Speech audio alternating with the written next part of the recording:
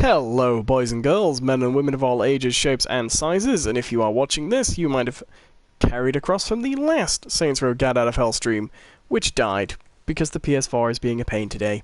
I'm going to pick this up right now, but if you are just watching this, what you actually want to go do is check out the previous episode, just to kind of pick it up. If I remember, maybe I will try to edit the final videos together. Until then, let's continue, shall we? So, we are attempting to find Satan and rally people to our cause. We have a gun, we can just shoot these people. There you go, see you later. Don't really know how that works, but fair enough. I think I will try and edit these final chapters together once they're done, rather than... Mind you, I don't think you can actually do that with live streams, which is a little bit obnoxious, but we shall see. And hello once again to Anthony McGregor. So I do apologize for that. Whee! I've still got my flight powers. And hello to Max, long time no see.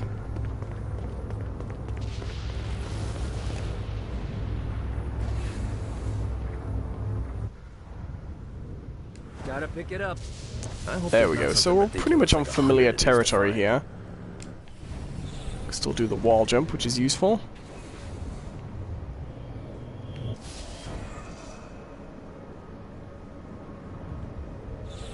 Can cover quite a lot of ground while flying, actually. Let's go see Blackbeard. He's one of our first kind of generals we've got to impress to take over new territory. I think we can probably make that work.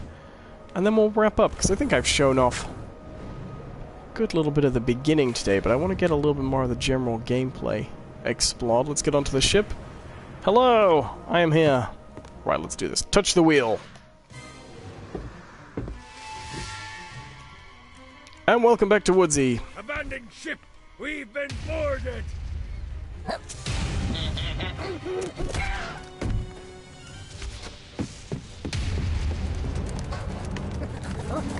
Blackbeard has little demons. Good to know. Get these damn things off my ship! Protect the ship and Blackbeard. Well, I'd love to shoot them, but without shooting Blackbeard, come on. Come on, you little bastards. Is there a melee? Oh, there is a melee. That's easier. Thank you. This makes sense, of course. Press triangle repeatedly to remove imps. There we go, done. Do you know what it is about this game? I'll tell you what it is. I don't get it. This is how I felt about Saints Row 4. Like, I liked Saints Row 1, 2, 3 was okay. I think 3 had got a little ridiculous, but it was okay, you know? Whereas, ever since 4, and with this one, I just feel like it's a joke I'm not in on. Like, I just don't get it. I don't find it funny that much. And it's the same here. I mean, I get this is standalone DLC, so there's a little bit of a rush, but, like, the standalone DLC for, Infamous, Second Son, is an amazing game in its own right. This one just feels... I don't know, it just feels so inconsistent and... strange. Oh, we got a hammer now. Good, good.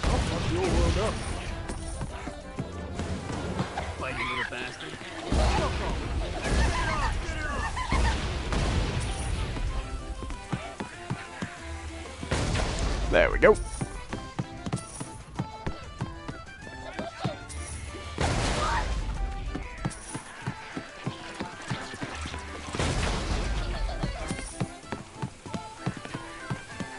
Of course, our generals at the moment are all historical figures, because we are in hell, with a gag taken very much from the radio sitcom Old Harry's Game. They ran amok in the bowels of the ship. Uh-huh. Oh, more imps. I'm coming, Blackbeard! Right, how many of these we got? Got all of them? Let's hit Blackbeard as well, there we go. Nailed him!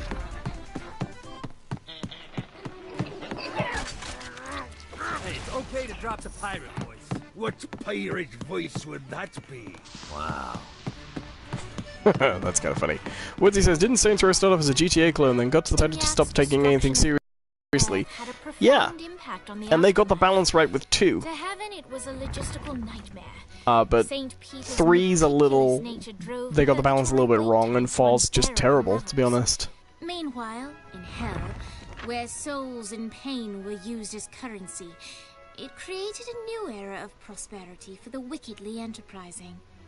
This economic boon resulted in the coffers of Hell to be overflowing, which in turn piqued the interest of the most notorious man that sailed the 7 seas. Makes sense. Long had Blackbeard been a thorn in Satan's side, robbing tax collectors on a semi-regular basis. But the promise of an immeasurable fortune drove him to be even bolder. An arrangement was reached. Blackbeard would provide information on strategic targets in exchange for a share of the profit. Johnny, who was interested in murder, not money, happily agreed. Because of course. See, why even attempt to, like, rig a plot through here? It just means... What they're trying to do is take a much smaller game and then put the normal structure upon it, so you're just hitting these cutscenes and these trigger points every so often. Like, look, we've recruited Blackbeard now. Great, you can now manifest dark entities to serve your bidding. Good, good. Summon imps, fair enough. Like... At this rate, what time am I going to finish the game? In about 15 minutes? Woodsy's Gaming says, is that the guy from Saints Row 2 in the middle? Yes, he's back, because you're in Hell, you see. He's the villain from Saints Row 2. Gotta find a glyph. Hence he is here. I got word from Blackbeard that every island has a treasure chest hidden on it.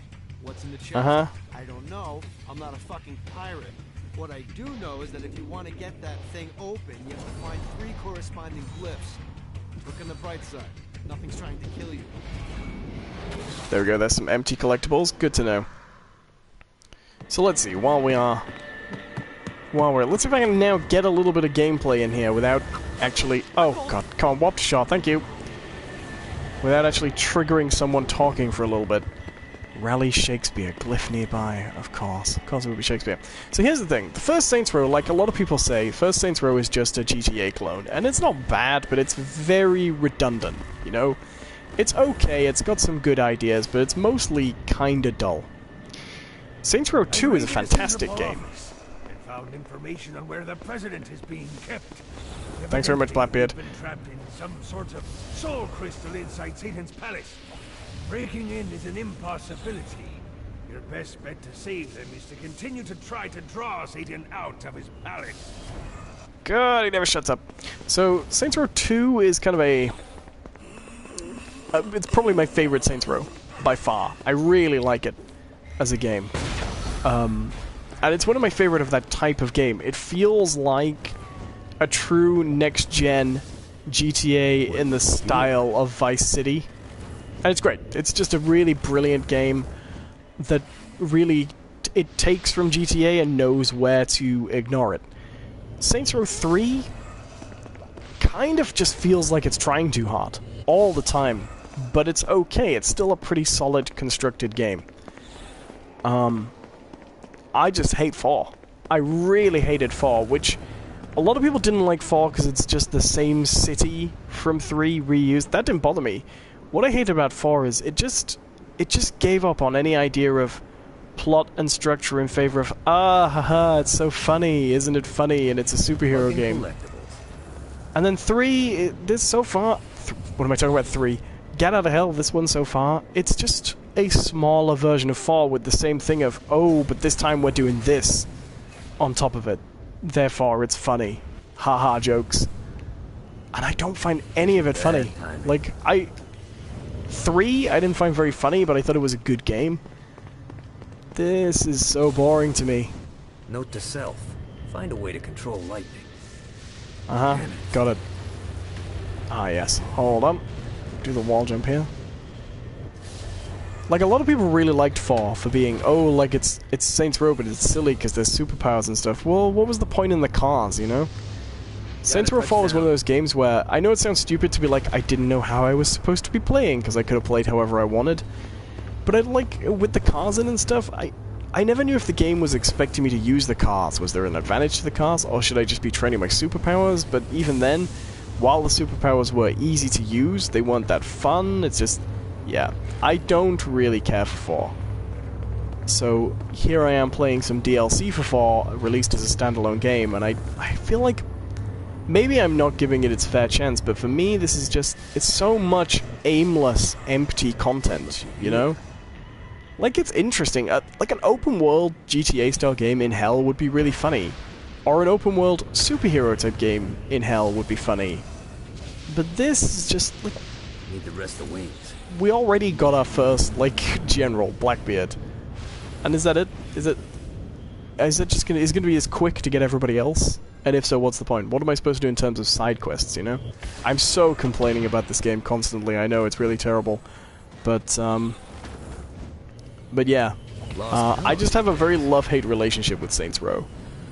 And I was really expecting to like 4, because I'd heard so many good things. But this is my first time playing Gat Out of Hell, even though I've owned it for a really long time.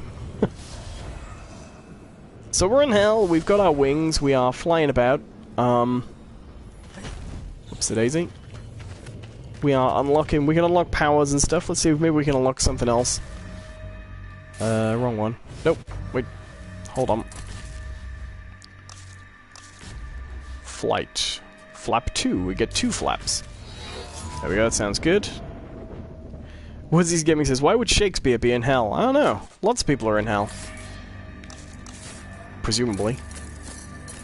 If the theology around hell is true, a hell of a lot of people are there. Upgrades. Abilities, health, resistance. We'll leave our upgrades for now. Quest log. Charge Halo. Gear up. Purchase or upgrade a weapon. Let's go see. Let's try that out. Check out the vending machine near the Ultor building. Is it a special vending machine? No. Have you bought stuff from a store already? Probably. But I would be remiss as your guide if I didn't show you the basics. Oh, what's this? Start Torment Fraud. Easy. Alright.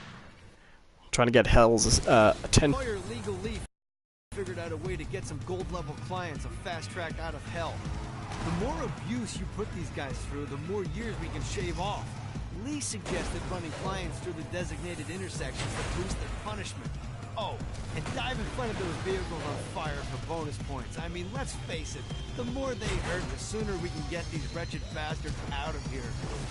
That's cool, actually. That's cool. The idea that, you're not in hell for an eternal amount of time, but the more punishment you suffer... While his wife Laura was admitted into heaven, the Heavenly Father was less forgiving of poor Tobias, whose shirtless antics as a crazed drug dealer firmly earned him a place inside the Great Inferno. However, ever the optimist, Tobias tried to look on the bright side of being transformed into a husk. After all, while the removal of his signature dreadlocks was a disappointment, he was